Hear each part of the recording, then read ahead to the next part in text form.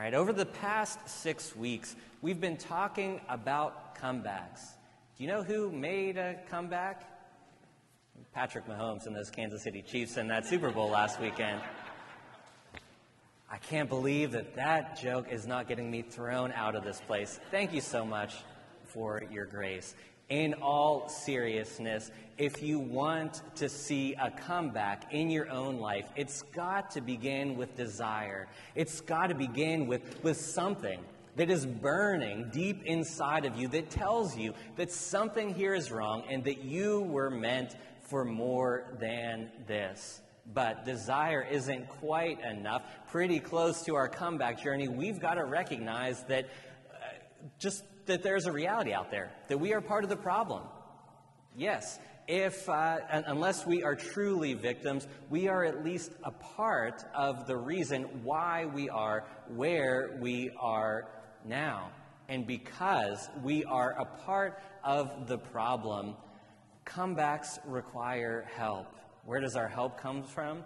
Our help comes from the Lord and other people that the Lord has created.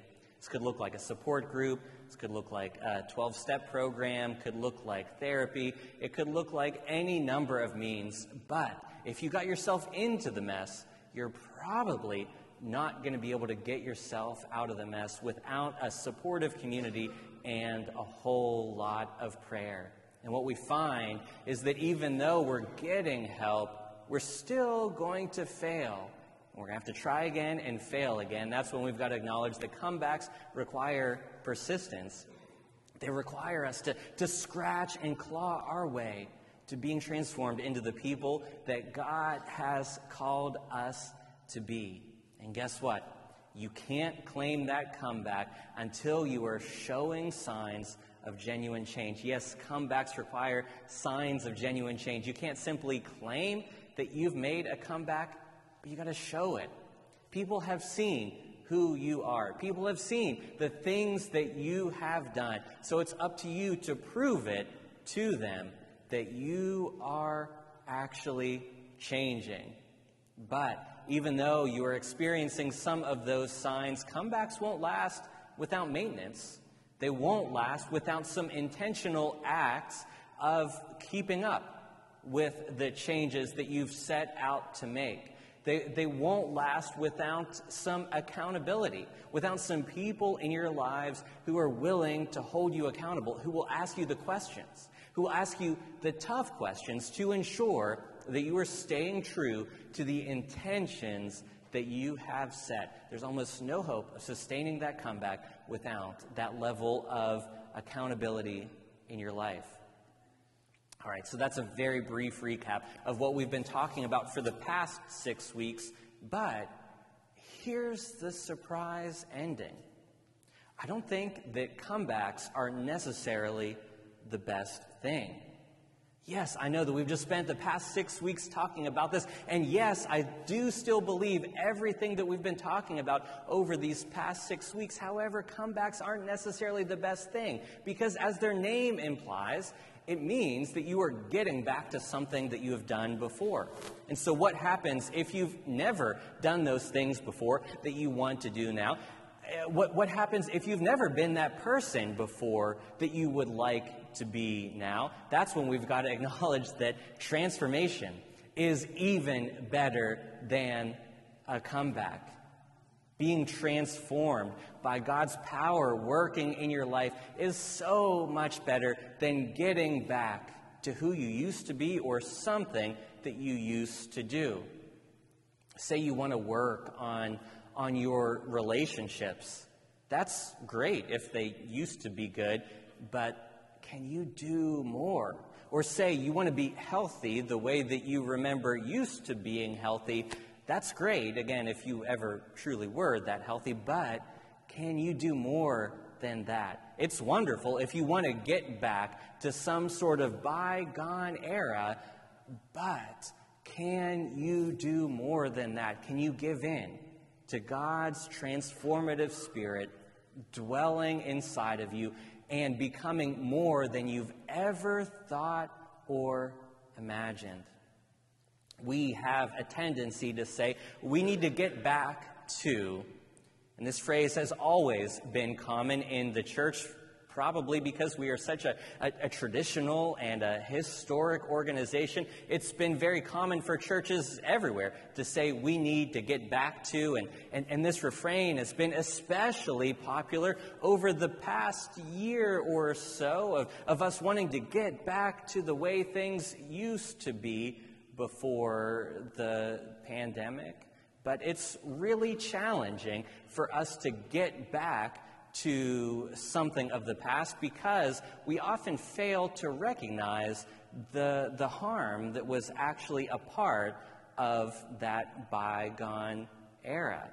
And so, for instance, do you really want to get back to a time whenever women couldn't vote or work outside of the home?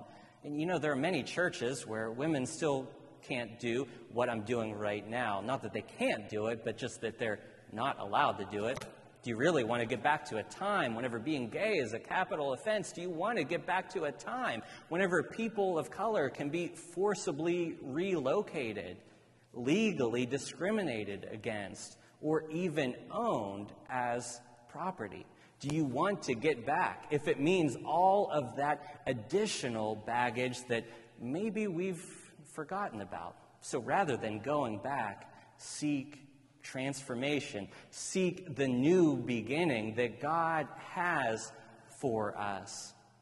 In reality, friends, we can't go back. There are some very good reasons why we'll never be able to get back to the way that things were in all aspects of our life. There are some very good reasons why some things worked then that don't work now. Those who have studied the church, particularly mainline denominations, not like the road that's up here, but mainline as in historic major denominations such as Methodism, have noted that we've all been experiencing some measure of decline since about 1965. Now, not all churches have been experiencing decline for nearly 60 years. Some of us didn't notice it until things got really dire. For some, we held on a little bit longer until we were faced with the painful reality that things are not the same as they once were. And some churches are still doing really great today and have seen zero measurable decline. And in reality, those churches are kind of pulling from other churches who are in decline. And so what was going on before 1965, before that sort of tipping point, whenever the vast majority of congregations began to see some decline?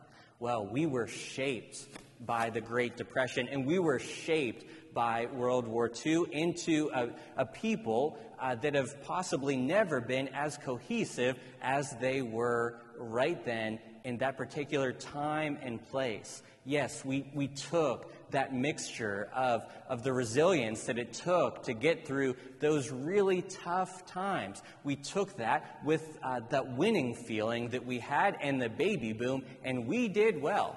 The church did well. I mean, the church did really well. Here at Wayne Church, both of our main wings were built in that particular time period. And if you go to most congregations in the area, the vast majority of them either began about 60 years ago or have built some new buildings in the past 60 years, right around that 60-year mark. And so, what's changed since then? Well, for one, we are culturally very different than we were then. We're much more of a divergent culture than we are a convergent culture. It used to be that you could agree to agree. Now, at best, we can agree to disagree, or more likely, we can disagree to disagree. And in addition to that, there's much less institutional trust today than there was about 60 years ago. Every organization, truly every organization that you can name, has done something to erode trust in that time period, whether it be the government, whether it be an organization like Scouting, or yes, even the church has done certain things in that time period to erode trust. And so there's much less institutional trust now than there was then. What we're talking about and the reasons why we can't go back, they're really because of cultural shifts. And you can't shift a culture by a program, even if it's a really good program. And so we can't lead today the same way that we led then. We need to lead in a different way. The historian Stephanie Kuntz puts it like this: there's nothing wrong with celebrating the good things in our past, but memories, like witnesses, do not always tell the truth, the whole truth, and nothing but the truth. We need to examine those memories that we've got. We need to look back and to be honest with them and to say, were things truly like that then, or are we remembering things a little bit better than they actually were? What we're talking about here is nostalgia. And I say all of this as someone who is personally prone to nostalgic feelings. And by the way, do you know the history of the word nostalgia? The term was coined by a medical student, a Swiss medical student in the 1600s. Now, this medical student observed something in his patients. He observed that those who were removed from some familiar things, from some people that they loved and from some places that they loved, were really suffering. They were experiencing physical sickness, sometimes even unto death.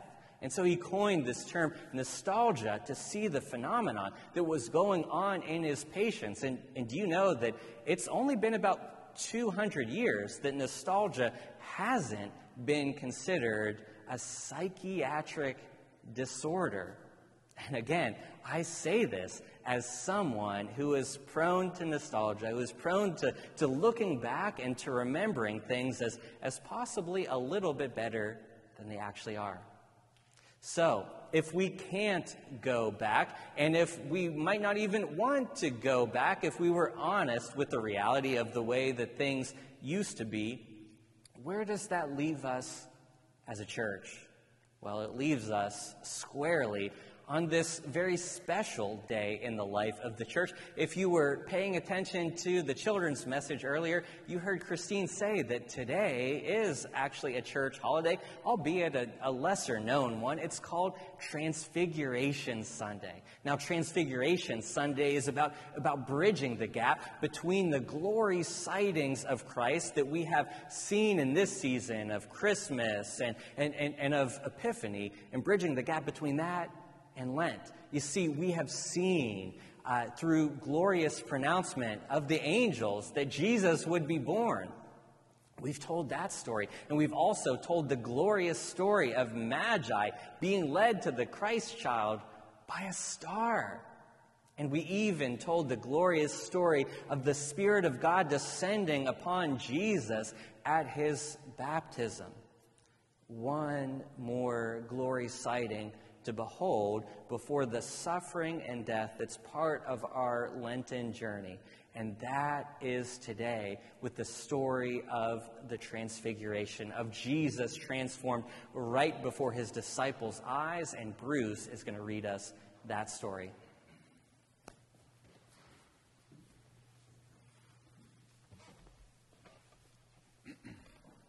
"6 days later, Jesus took Peter, James, and John, his brother, and brought them to the top of a very high mountain.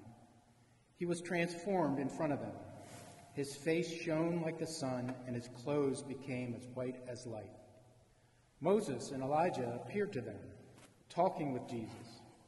Peter reacted to all of this by saying to Jesus, 'Lord, it's good that we're here. If you want, I'll make 3 shrines, one for you, one for Moses, and one for Elijah.' While he was still speaking, look, a bright cloud overshadowed them. A voice from the cloud said, 'This is my son, whom I dearly love. I am very pleased with him. Listen to him.'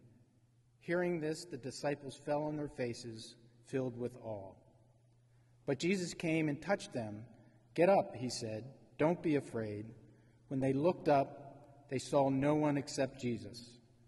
As they were coming down the mountain, Jesus commanded them, "Don't tell anybody about the vision until the human one is raised from the dead."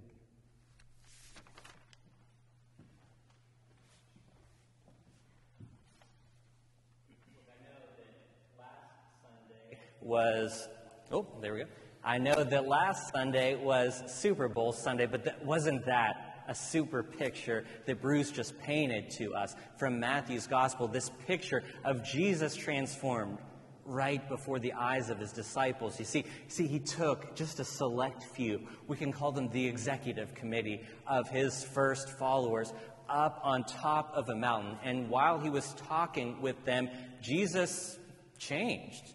He didn't simply change his clothes, even though his clothes did, in fact, change. They shined bright. It was unmistakable to see. And if that wasn't enough, well, a few other figures showed up. Jesus went from talking to three of his followers to the three individuals of Jesus, Moses and Elijah, these heroes of the faith, all conversing together. That's when Peter steps in. In typical Peter fashion, he speaks up and he starts talking about how he wants to build something for them. He wants to build something to commemorate what he's seeing right in front of him. Before you give him a hard time about that being a strange suggestion, that he should just be sitting back, that he shouldn't be trying to capture this for social media because the pictures just don't do it justice. Before you go too hard on him for that, he's only doing what he's known. You see, his people built tabernacles while they were in the wilderness, and the glory of the Lord was shining all around them. And they did this annually for the Feast of Tabernacles, and Peter would have known exactly what he was doing. It was part of his past. He knew how to do it. It was comfortable. It was familiar. It was easy for him to fall back into that as a very reasonable option to do in light of what he was seeing right in front of him. But they're soon overtaken by these words, the same exact words that God the Father spoke to Jesus at his baptism, affirming him that he is his son and that he is worthy of being listened to. At this, the disciples are awestruck. They can't say anything anymore. They can't even look any longer. That's when it all ends, and Jesus has to take them by the hand, lead them back down the mountain, and reassure them that everything will be all right. They don't understand now, but just hold it in your back pocket. You'll understand it again in the future, and you can tell others the story then. You see, the disciples received this glory sighting, this preview of Jesus' resurrection body to hold them over and to keep their focus forward facing. To know that even whenever things got tough, they had this reminder of the glory that was right in front of them, that would soon be theirs. Yes, they got just a glimpse of it, just a taste of how beautiful that day would be. So my question to you is, have you tasted and seen? Have you experienced the presence of the Lord in a way that is simply unmistakable, in a way that you can't be the same anymore? As a result of your experience of the Lord, there is no going back for you, but you must go forward. And through that tasting and seeing that the Lord is good, well, you would never, ever want to turn back. Right after this story, we're actually told in Luke's Gospel that Jesus sets his face on Jerusalem. And that's kind of code word for knowing that the suffering is ahead of him. And yet, even though that he knew that suffering was right there in front of him, he didn't turn back. He couldn't turn back. He had to press on. And guess what, friends? The same is true for us. We must go forward, built up with our experience of God. We can't turn back. We must press on. Please pray with me. O Lord our God, how easy it would be to turn back, to go back to what is comfortable and what is familiar, to what we've done before, to what we've seen before, to what we know to have worked in the past. But Lord, help us. Help us to set that aside and to know that good things are in front of us, that your transformative power is blazing a trail for us. Build us up for this. Reassure us whenever things don't go our way. And give us the hope that your glorious Son is with us all along our journey.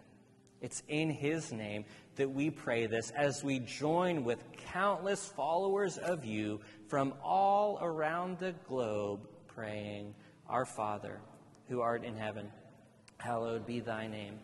Thy kingdom come, thy will be done on earth as it is in heaven. Give us this day our daily bread, and forgive us our trespasses, as we forgive those who trespass against us. Lead us not into temptation, but deliver us from evil. For thine is the kingdom, and the power, and the glory, forever and ever. Amen.